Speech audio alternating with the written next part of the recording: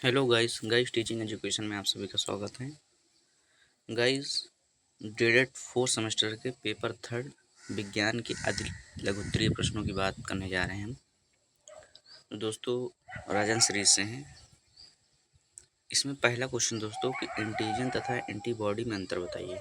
Antigen तथा antibody में अंतर।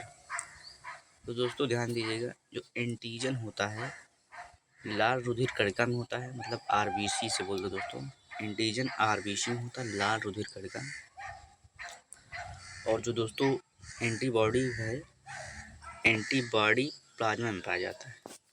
दोस्तों एक बार और देखते हैं, एंटीजन लाल रुधिर कणिका में होता है जबकि एंटीबॉडी प्लाज्मा में पाया जाता है।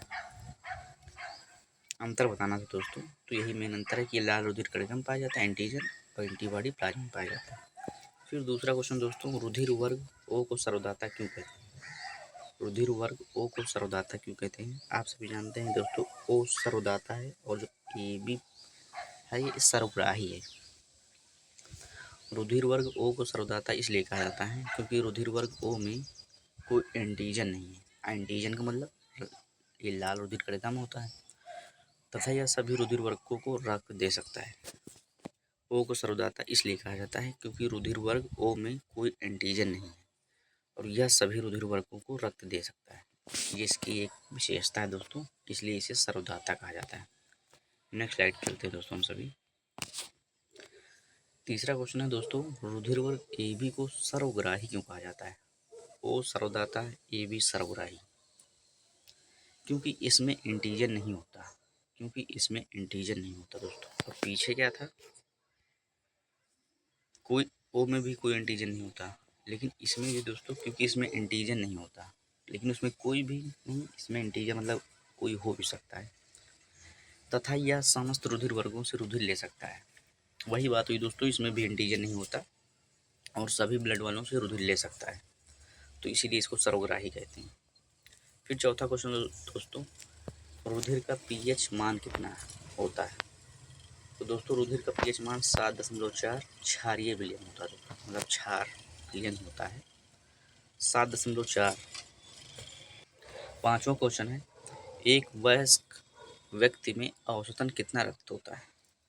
तो दोस्तों 5 से 6 लीटर के बीच इतना होना चाहिए। उत्कृष्ट धातुओं के नाम बताइए। उत्कृष्ट धातुओं के नाम बताइए दोस्तों। तो इसमें गोल्ड है, प्लेटिनम है, सिल्वर है, मरकरी है दोस्तों। उत्कृष्ट धातुओं के नाम गोल्ड, प्लेटिनम, सिल्वर, मरकरी। फिर सातवां क्वेश्चन है, धातु में सबसे अधातुवर्ध होता है। कौन सी धातु दोस्तों सबसे अधातुवर्ध होती है। तो इसमें हो जाएगी दोस्तों सोना Au और चांदी Ag।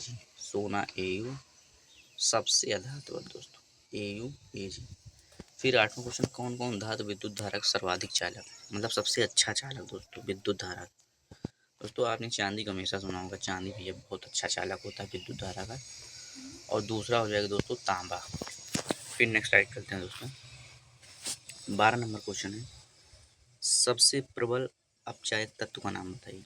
सबसे प्रबल अपचायक तत्व का नाम बताइए। दोस्तों फ्लोरीन है, इसका जो एफ से डिनोट करते हैं दोस्तों, फ्लोरीन को एफ से डिनोट किया जाता है और सबसे अपचायक तत्व, प्रबल अपचायक तत्व है फ्लोरीन। किस तत्व को मिट्टी के तेल में रखते हैं। एक ऐसा तत्व है जो दोस्तों जो मिट्टी के तेल में रखा जाता है, ये सोडियम है दोस्तों। अगर इसे मिट्टी के तेल में नहीं रखेंगे, जैसे इसे खुले में रखने पर इसमें तुरंत आग पकड़ लेगी। मतलब अगर आप इसे किसी जैसे तेल में रखा जा रहा है मिट्टी के, अगर आप इसे मिट्टी के तेल में रखें तो ये खुले में रहेगा तो इसमें आग पकड़ लेगी अपने आप दोस्तों। 14 नंबर क्वेश्चन है, किस तत्व की विद्युत ऋणात्मकता सबसे अधिक होती है। कौन सा ऐसा तत्व है दोस्तों जिसकी विद्युत ऋणात्मकता सबसे अधिक होती है। तो दोस्तों फ्लोरीन की। सबसे प्रबल अपचायक तत्व भी फ्लोरीन है और विद्युत ऋणात्मकता भी सबसे अधिक होती है फ्लोरीन की। नेक्स्ट स्लाइड चलते हैं दोस्तों।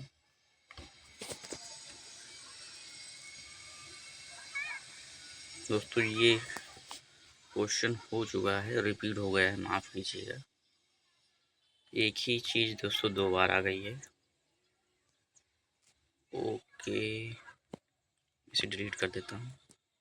फिर 15 नंबर क्वेश्चन दोस्तों, कि मेंडलीव की आवर्त नियम बताइए। दोस्तों तत्वों का भौतिक एवं रासायनिक गुण उसके परमाणु भारों के आवर्त फलन होता है।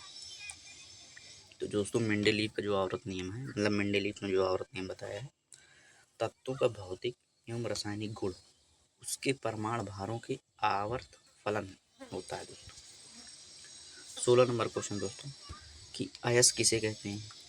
तो वे खनिज पदार्थ जिनसे धातुओं को सरलता से निष्कर्षित किया जाता है।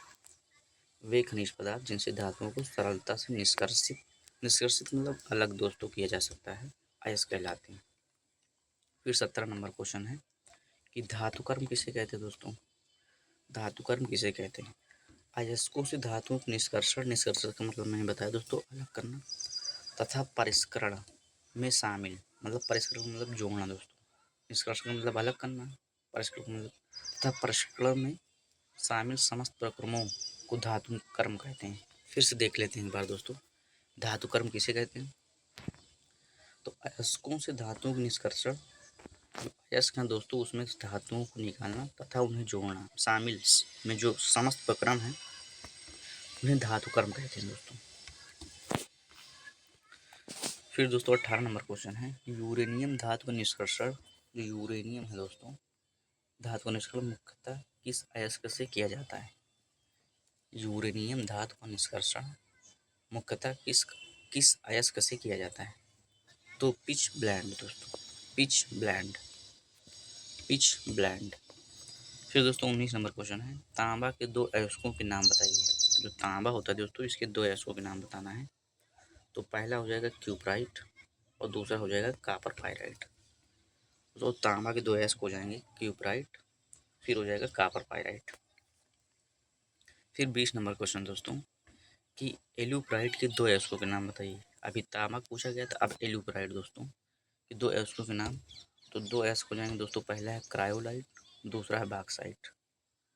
दोस्तों क्लास आपको पसंद आई होगी दोस्तों, क्वेश्चन समझ में आए होंगे ऐसी मैं उम्मीद कर रहा हूँ। तो दोस्तों वीडियो को लाइक और चैनल को सब्सक्राइब कर लीजिएगा और अपने फ्रेंड्स और ग्रुप में शेयर कर दीजिएगा दोस्तों।